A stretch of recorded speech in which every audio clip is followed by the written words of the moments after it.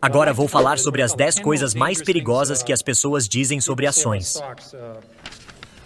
Aqui está uma boa. Se já caiu tanto assim, não pode cair mais.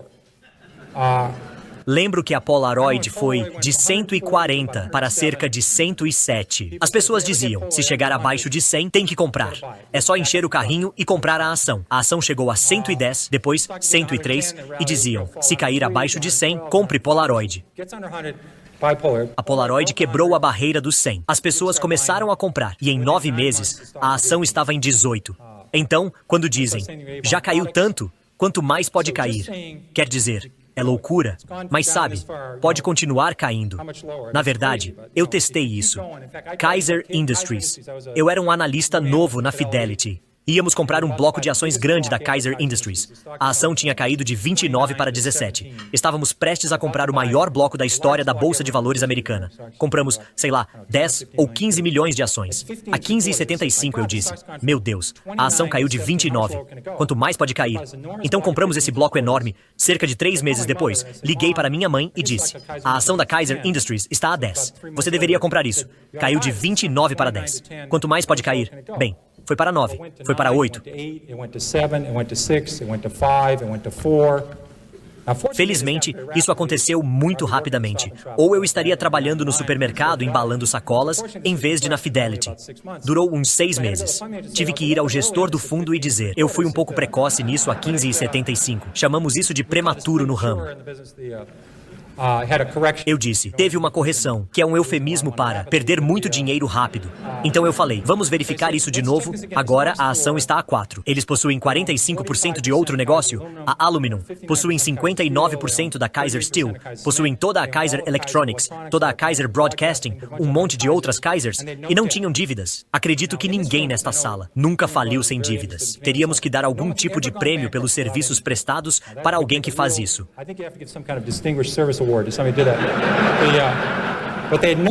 Eu estava errado quando disse que não pode cair abaixo de 15. Então aguentamos, e em 3 anos, venderam as ações da Kaiser Steel, as ações da Kaiser Cement, e venderam todos os negócios. No final, conseguimos $55 por ação. Mas se você não conhecesse a história, e a ação fosse de 15 para 11, e você dissesse, quão mais baixo pode ir? Quando foi para 9, 8, você teria desistido. Você não pode simplesmente dizer que não pode cair mais, porque eu vi a Taco Bell ir de 14 para 1 em 1974, e eles não tinham dívidas e lucravam 60 centavos por ação. Existe um desdobramento disso que é ainda mais perigoso. Se já subiu tanto assim, como pode possivelmente subir mais? Um exemplo disso é a Philip Morris, considerando os ajustes devido a desdobramentos ao longo do tempo, eram vendidas por apenas 12 centavos em 1951. Foi para 60 centavos. Sobe 5 vezes e você pensa consigo mesmo. Quanto mais alto isso pode chegar? Já subiu 5 vezes. Quem falava isso não entendeu o poder do cigarro Marlboro. Eles não perceberam que tem 220 países no mundo. Eles não viram o fluxo de caixa da empresa. Eles só olhavam para o preço. Esta ação foi multiplicada por 100 vezes depois de subir 5 vezes. Mas as pessoas venderam dizendo apenas, até onde isso pode ir? Não pode subir mais. Fizeram o mesmo com a Home Depot. Eu fiz a mesma coisa com a Toys R Us. Só dizendo que não pode subir mais. Já subiu tanto. Isso é muito perigoso, não pense assim. É uma coisa muito ruim de se fazer. A ação vai voltar, elas sempre voltam. Isso é outra coisa que dizem que é uma lorota. Lorota é um termo técnico no mercado para dizer que não funciona. A RCA quase voltou ao seu preço médio, mas antes foi comprada pela GE. Algumas nunca voltam. Outras, mesmo com o nome mudado e reorganizadas, ainda não voltaram completamente. Lembra dos disquetes? Essas maravilhas tecnológicas que prometiam tanto? Disquetes eram o auge da inovação para salvar uma foto. Ações não precisam voltar, mas dizem que eventualmente sempre voltam.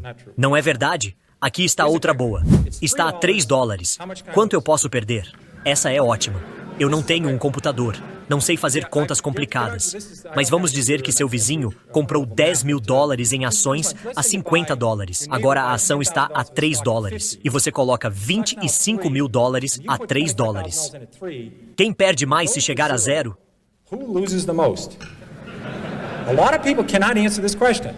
Muita gente não sabe responder essa pergunta. Se você comprar $1 bilhão a $3, você pode perder $1 bilhão. Muitas empresas quebram todos os anos e podem ir a 0. Aqui está outra boa que aprendi bastante. Sempre piora antes de melhorar. Pessoas dizem, este negócio é horrível, você deveria comprar toda a empresa, este não é um bom jeito de ganhar dinheiro. E vou te dar um exemplo de uma grande oportunidade de perder dinheiro. A indústria de serviços de energia. Tivemos uma grande oportunidade de quebrar a cara. Em 1982, havia 11 mil dessas plataformas de petróleo perfurando buracos por todo Oklahoma, Texas e Colorado.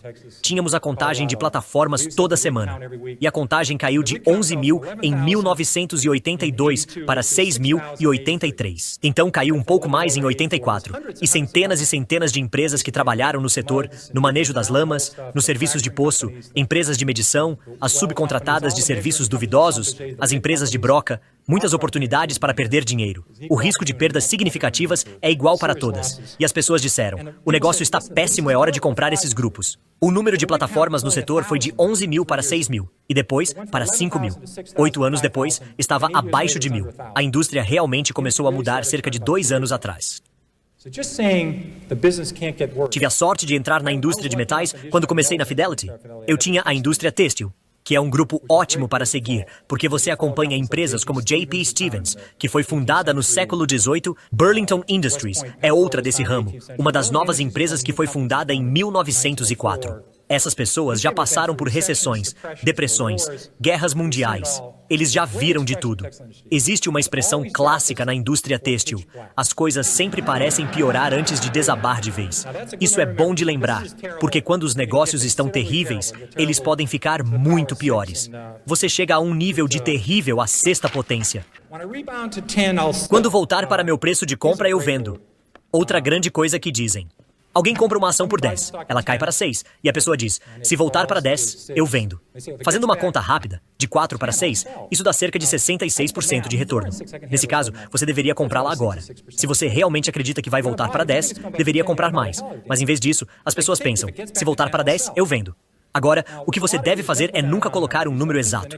Imagine que nos próximos anos, essa ação vai ficar entre 9,25, mas nunca chegará a 10. Então, talvez pense numa faixa entre 9 e 8, mas sempre repense esse negócio de se a ação chegar ao que eu paguei por ela.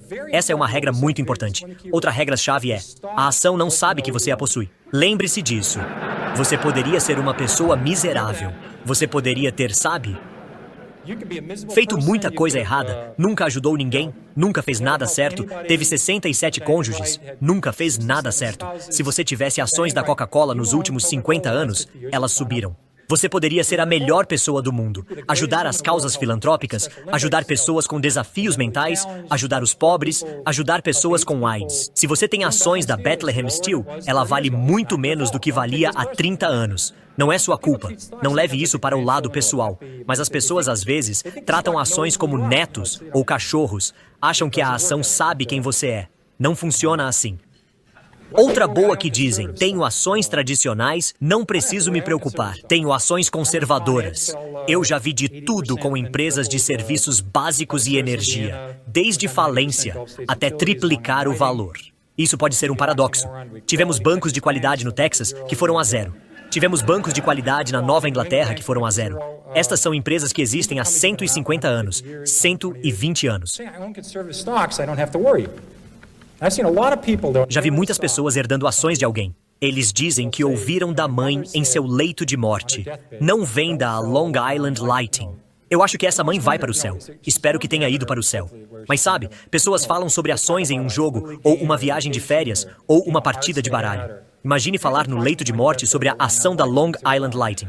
Mas você ouve essas histórias o tempo todo. E eu acho que sua mãe teria notado, ela não teria vendido a 29, mas ela teria notado essa pequena usina que estava aproximadamente 6 bilhões de dólares acima do orçamento e não estava funcionando. E Long Island parou de crescer. Então talvez ela a teria vendido a 22, ou saído a 18, mas não teria deixado ir a 4. Então, só porque você herda algumas ações, e elas são supostamente conservadoras, como Kodak, que caiu 75%, IBM caiu 75%, não deve ficar com uma ação por ser conservadora. Empresas são muito dinâmicas.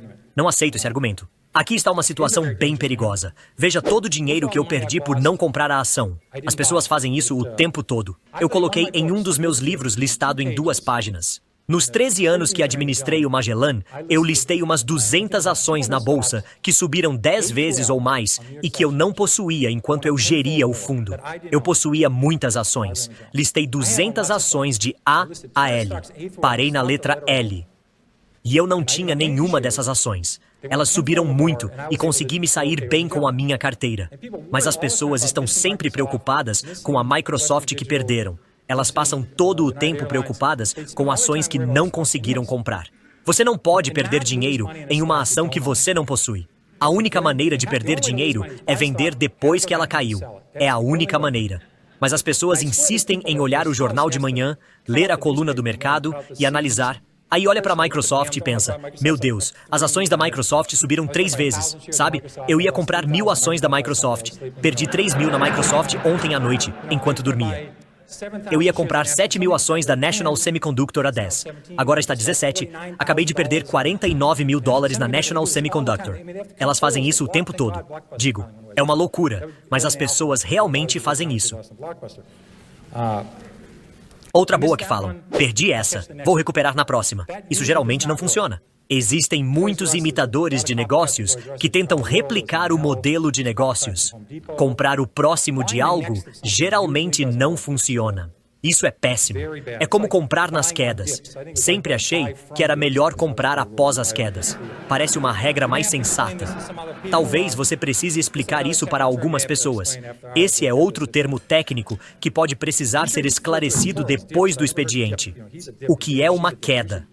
Mais uma que falam. Ações subiram, logo devo estar certo.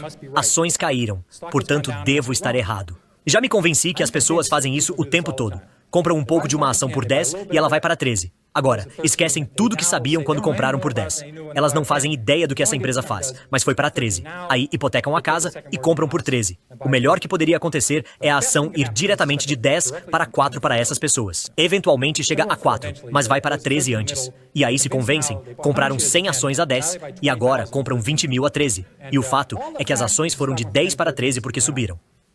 O movimento médio de uma ação na Bolsa de Valores de Nova York neste século, entre seu máximo e seu mínimo, foi 50%. Esse é o intervalo médio de variação de uma ação na Bolsa.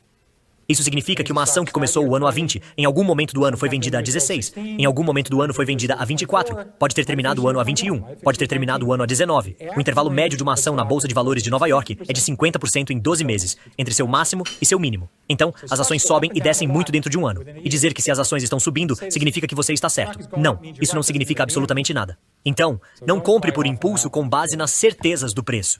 Isso não é uma boa estratégia para ser seguida. Evite apostas arriscadas. Essas são aquelas ações que prometem milagres. Vão fazer seu cabelo crescer, melhorar a ortografia do seu filho, deixar seu hálito fresco e até dispensar o ferro de passar. São sempre assim. Prometem de tudo.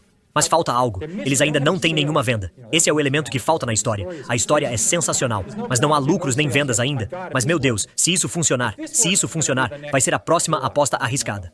E vai revolucionar o mundo. É um negócio muito, muito bom. Agora, isso não é uma aposta segura. É uma aposta sem chance. Isso é uma aposta perdida. Já tentei 30 dessas. Nunca saí no 0 a 0 com uma aposta arriscada. Nunca.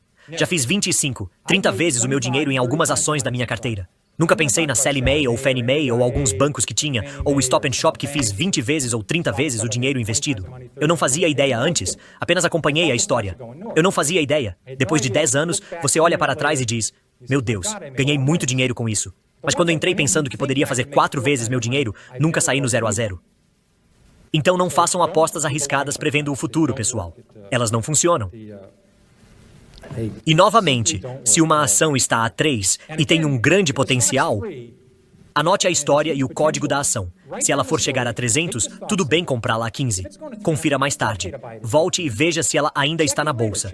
Veja se eles já conseguiram vender alguma coisa. Veja se já tem algum lucro. Mas escreva a história. Algumas dão certo. Ainda não vi nenhuma. Mas talvez deem certo. Vale a pena conferir 6 meses depois. Não compre na hora.